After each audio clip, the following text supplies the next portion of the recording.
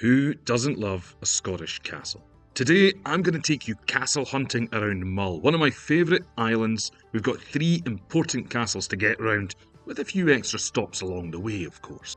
Don't forget, if you enjoy discovering stories from Scottish history and folklore, give this video a like and subscribe to the channel. Now let me know in the comments where you think I should head next.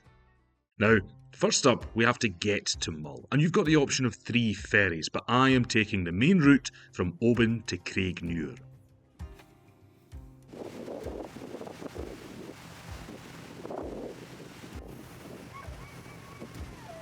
It takes around 50 minutes, enough time to enjoy some views and still get the legendary Calmac cooked breakfast on board.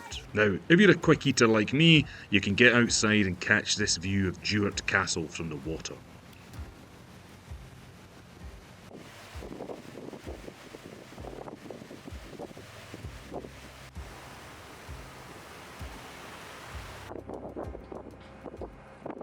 Duart was our first stop. It's just 10 minutes or so from the ferry terminal. But unfortunately, no amount of wind protection is going to help my microphone here, so you're stuck with a voiceover. Duart is the ancestral home of Clan MacLean, and they've lived here since the 14th century, gaining the castle as part of the dowry when Lachlan Lubinach MacLean married a daughter of the Lord of the Isles. It's everything a castle should be. Dramatically positioned on a crag above the sea, surrounded by strong walls with an even stronger clan connection, and of course, there are plenty of stories.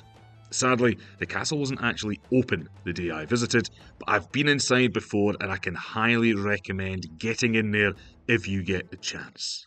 My favourite story from the castle is about a fairly devious MacLean chief. His name was Lachlan Catanach MacLean, otherwise known as Lachlan the Shaggy. He was the 11th clan chief during the early 16th century, securing a peaceful alliance with the Campbells by marrying the Earl of Argyll's sister, Catherine. Now, Lachlan was famously cruel, so it's safe to say that this wasn't a happy marriage. Things were so bad that Catherine decided to poison her husband during a feast at Duart Castle. Shaggy Lachlan was tougher than he looked though. He survived the poison and he saw the guilt on his wife's face. That night, he kidnapped Catherine from her room, bundled her into a wee boat and rowed out to a tiny island now known as Lady's Rock. He dumped her there, knowing that when high tide came, the island was completely submerged and she would drown. And in the morning, no sign of Catherine. So Lachlan wrote a sad letter to the Earl of Argyll about his sister's tragic death, but Argyll demanded his sister be buried at Inverary. Lachlan was forced to travel there, sit with Argyll through dinner and lie to his face. And as if that wasn't bad enough, Catherine suddenly appeared at the table. She'd been rescued by fishermen from Lismore and went straight to her brother with the story. I don't think Lachlan had ever run home so fast in his life, and he lived the rest of his days looking over his shoulder. The Campbells never forgot. One night, while visiting Edinburgh, Lachlan the Shaggy was found murdered in his bed, stabbed with a knife belonging to John Campbell of Cawdor, one of Catherine's overprotective brothers. There's a lot more history to Duart and the waters surrounding it. In the middle of the 17th century, Oliver Cromwell sent men and ships to take the castle from the royalist MacLeans. Duart was empty, but the fierce western winds blew the HMS Swan onto the rocks, sinking her to the depths for marine archaeologists to find 300 years later. It wasn't long after this that the MacLean chief had his lands and home confiscated for their part in the First Jacobite Rising.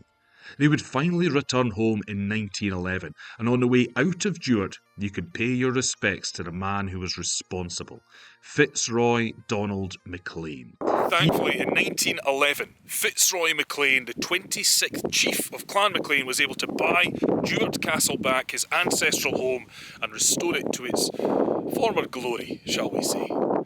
This is his grave here at Kilpatrick Cemetery, just on the drive in and out of Duart. And he's laid to rest, quite fittingly, pointing, facing his old home. His castle, it really is some achievement. It's incredible.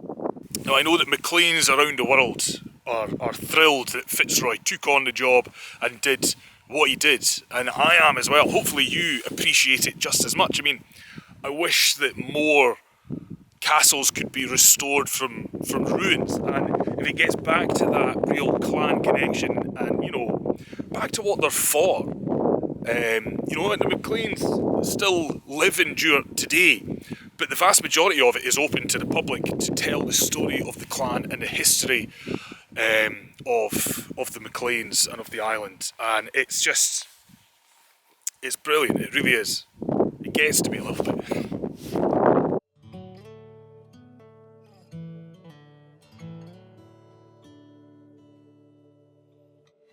Time to head south to an often overlooked area of Mull, but a beautiful place to drive if you don't mind narrow, winding roads. You're just going to need to take my word for it, but there is a white-tailed eagle, or a sea eagle as they also get called, soaring around up there, hunting for something.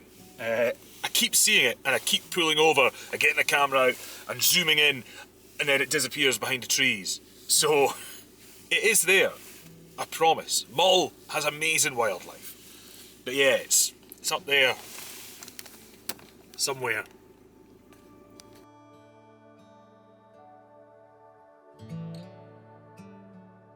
We're heading to Lochbuie, but I've got a surprise before we get to the next castle.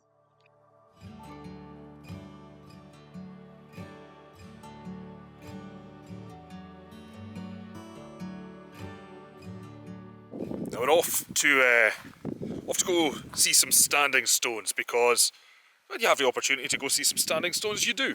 And from memory, it's quite boggy down there, but I've got these. I tell you, I know a few pairs of these for hikes. One of the best purchases I ever made. Yes, I know I look ridiculous, but they're going to come in very handy. These have been an absolute godsend. I'll put a wee link in the bio, just in case anybody is interested, because they're fantastic. It's not a long walk to the Lochbuie stone circle. All you have to do is follow the yellow brick road. Well, follow the white stone marked path, but that doesn't quite have the same ring to it.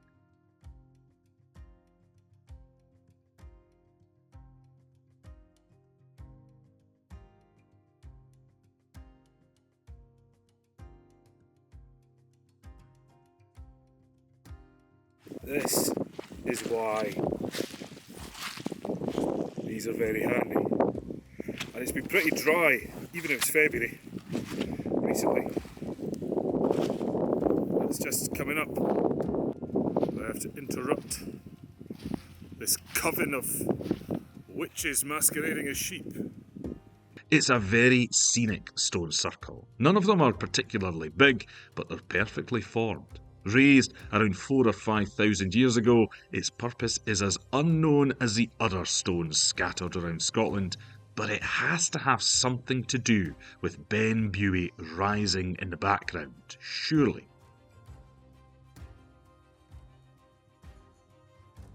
Make sure to tie it up tight before you leave. See? I mean, these weren't really clean to start with, but you catch my drift. Few more minutes along the road and you park up by the old post office on the shore. A great place to grab lunch or a coffee. Then it's time for an easy walk to castle number 2.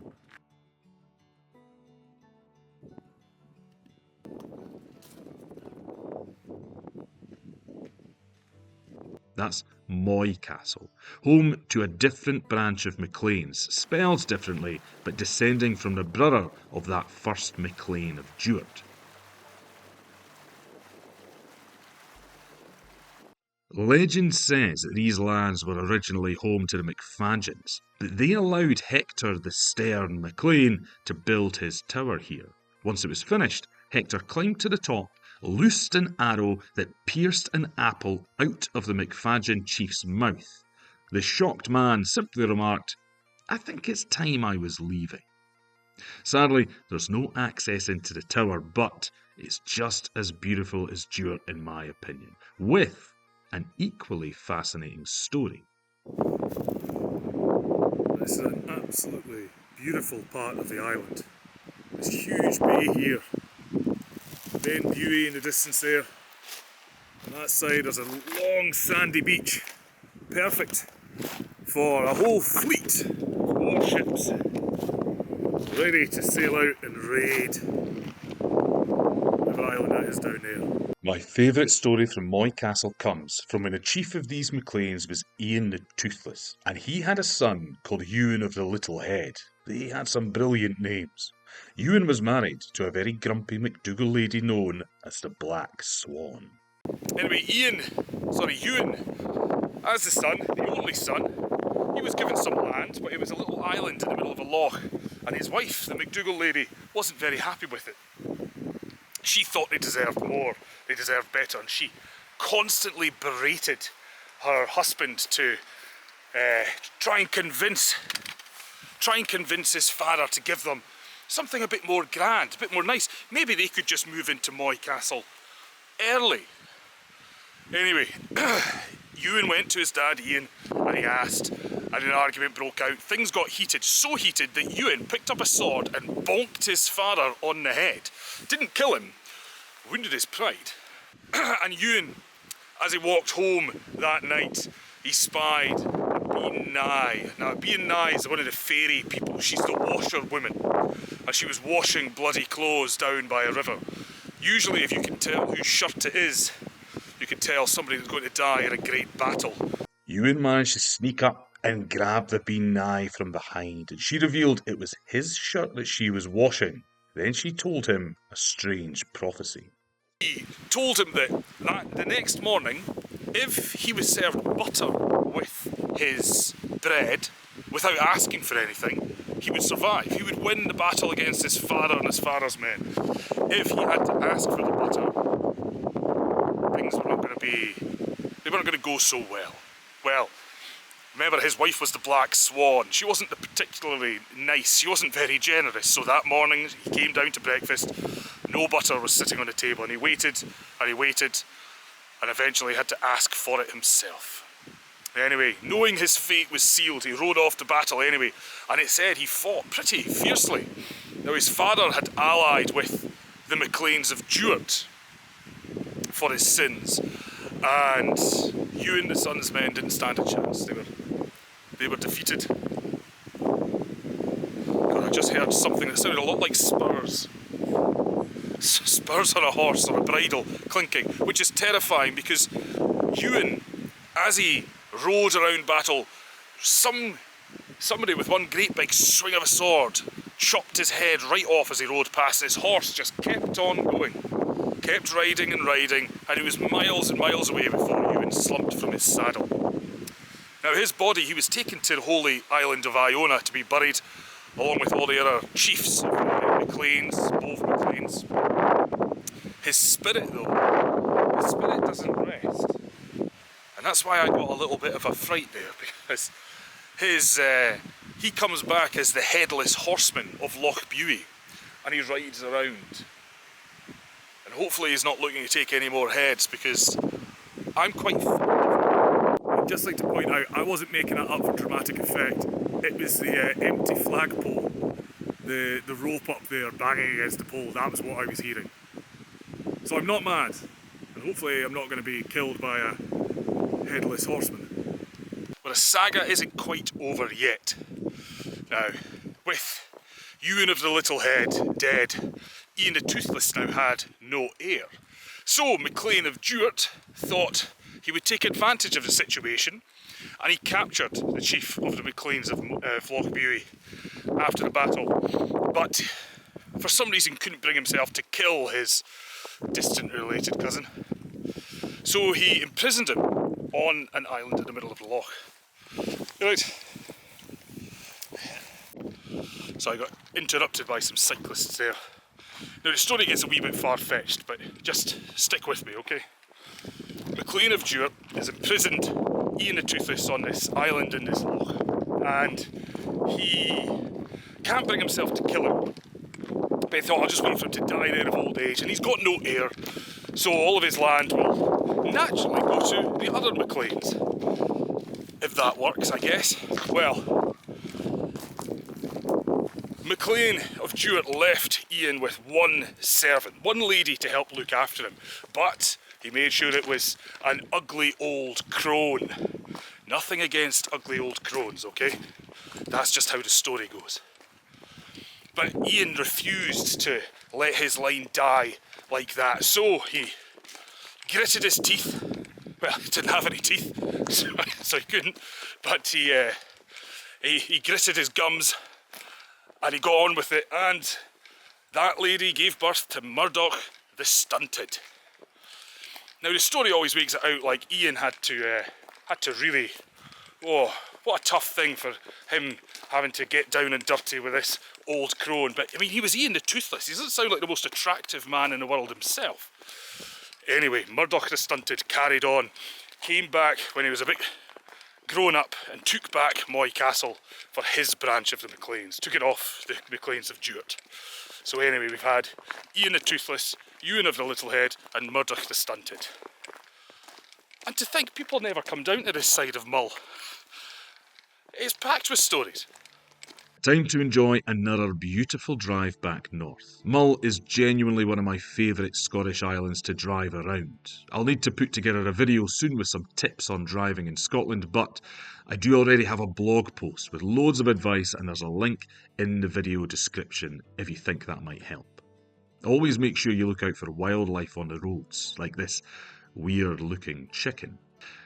There's one last castle I want to show you, and it's in the worst condition of the lot. This is Aros Castle. Its name comes from Old Norse for river mouth, and it was constructed in the 13th century by Clan MacDougall when they were the dominant power in western Scotland.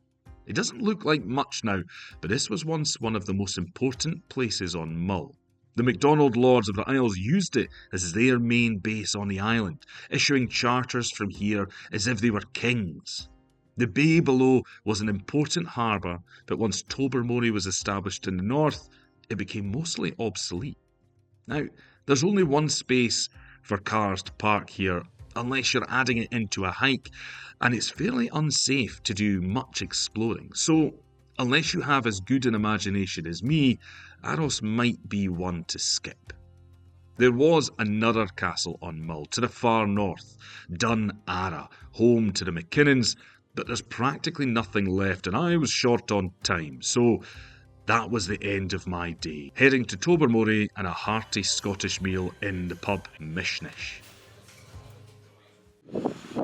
Tobermory is such an icon of Mull today. It's hard to believe that it's really only a couple hundred years old. In the start of the 1700s, there was nothing here. It was just cliffs, more or less. It was built as a planned fishing village, and obviously it's become much more than that today. But yeah, if you Google Mull, this is the picture that turns up.